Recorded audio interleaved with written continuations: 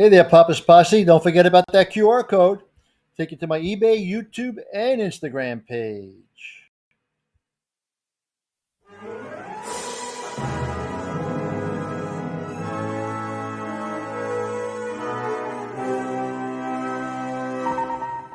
Well, welcome back to the channel there, Papa's Posse. Once again, it's time for Papa's Comic Books, Coffee, and more. Today's book will be Walt Disney, Mickey Meets the Giant, Volume 1. It's a beginner reader book, Bantam book, copyright 1986. Now, don't forget, please hit that like button, please hit that subscribe button, and leave me a comment. Tell me what you think about it. Let's get into Walt Disney Fun to Read Library. Once upon a time, there lived a brave woodcutter named Mickey. His work took him from place to place.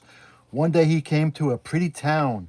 It was called Cedar Grove. These hills are just full of sweet-smelling trees, he thought. I can sell that wood. I'll make a lot of money. But first, I must be sure my axe is sharp.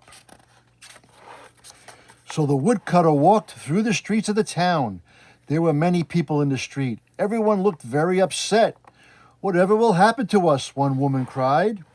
"We must find someone who can beat the giant," yelled a man. "Why is everyone so afraid of this giant? What has he done?" asked Mickey.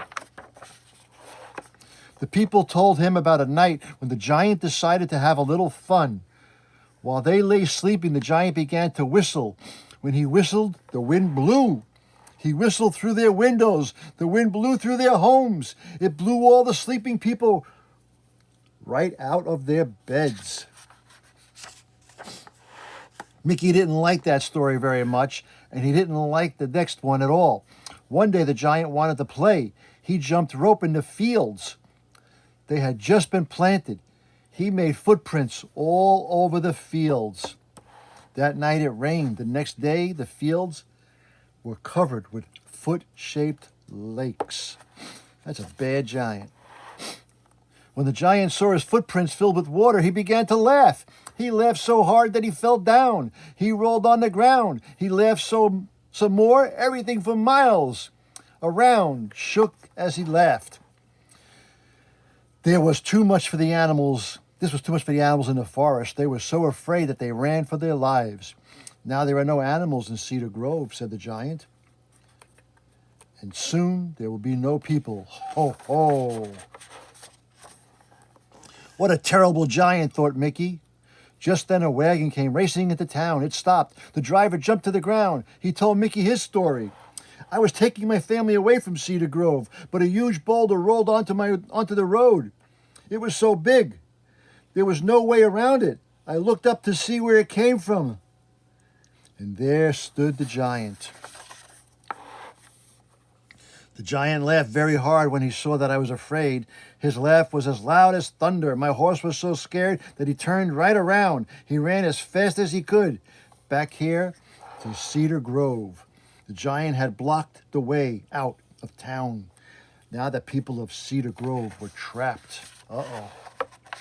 The brave woodcutter had heard enough. "Let me face the giant," he said. "I have beaten bullies before. I'll do it again." Everyone laughed at the woodcutter. "You could not beat this giant," said a kind policeman. "But I do think you must be very brave, young man." "Stan Doolittle is the man to do this," said the policeman. "I remember the time that Stan ran a mean old bear out of Cedar Grove. Stan stepped to the front. 'I will show the giant who is boss,' he said." But it was not long before Stan came running home. He was dripping wet, and he was very upset. The giant had picked up poor Stan by his hair, and he had dipped Stan right into a cup of tea. Oh, man. So the people called a town meeting. This time they picked the tallest man in Cedar Grove to challenge the giant. But Tall Tom was not a brave man. He did not want to meet the giant, but at last, off he went. Before the townspeople could count to 3, Tall Tom came running back. I just saw the giant break the tallest tree in the forest in 2 pieces, he cried. I did not want that to happen to me. The people in town did not know what to do next. That does it. I am going to beat the giant, said Mickey. I may be small, but I'm not afraid. Before I go, I'll need 3 things. I'll need a bag, I'll need a drinking straw, and I'll need the whitest, roundest cheese in town. I have a plan. The people wondered what the woodcutter wanted with such things, but they gave him what he asked for. Then they told him how to find the giant. When the woodcutter got to the giant's cave, he looked everywhere, but he could not find the giant. So he walked into the cave, deep, dark cave. There he found bats and rats, but there was no sign of the giant. There's the bats, and there's the rat. Hey, a rat and a mouse. The woodcutter decided to wait for the giant. He hopped onto a rock outside the cave. Just then, the rock began to shake. Oh, what is going on here? Cried Mickey. Ho, ho, ho, came a rumbling noise from above. The woodcutter looked up and up and up. Oh, I see, Mickey said. You must be the giant. Here he's on his foot. Well, I am very glad to meet you, said Mickey in a small voice. You mean you're not afraid of me? Asked the giant. Afraid of you? Why, I am here to challenge you, said Mickey. Ho, ho, ho, thundered the giant. Bigger men than you have tried to beat me. They have failed. I just have to show you how strong I am. Watch this, roared the giant. Then he wrapped his huge hand around the widest tree in the forest. He pulled it up as if it were a carrot from the garden. And this, he said. Then he pounded his huge hand on the ground. The ground came apart. It became a deep, long canyon. Now it is my turn, said Mickey to the giant. Watch how far I can blow this leaf. A leaf, yelled the giant. I could blow down 50 trees with one breath. And the giant took a deep breath. Whoosh! There lay 50 trees on the forest floor. Mickey now knew his plan would work. Not bad, he told the giant. Now it is my turn. Watch how far I throw this stone.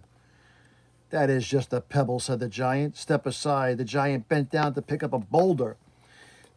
That is such a tiny rock, cried Mickey. Why not throw the one over there? Mickey pointed to the very boulder that was blocking the road to Cedar Grove. The giant gathered all his strength. He threw that boulder far, far away, and now the road was not blocked. That's a smart little Mickey. My plan is working better than I had hoped, Mickey thought. He reached into his bag. He pulled out the straw. Watch this, he said to the giant. I am going to drink all the water in this pond.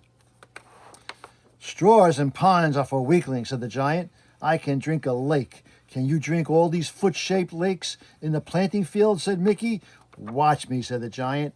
And with that, he drank all the water in each and every lake. Now the giant was tired, and he was so full of water that he was about to burst. Here's an easy one for you, said Mickey. How much water can you squeeze from a stone? The giant picked up a stone. He squeezed it as hard as he could, but no water came from the stone. What kind of giant are you? Asked Mickey. He held up the round white cheese. See this stone? Watch this. Then he squeezed and squeezed. Water ran from the cheese. The giant's eyes grew big with fear.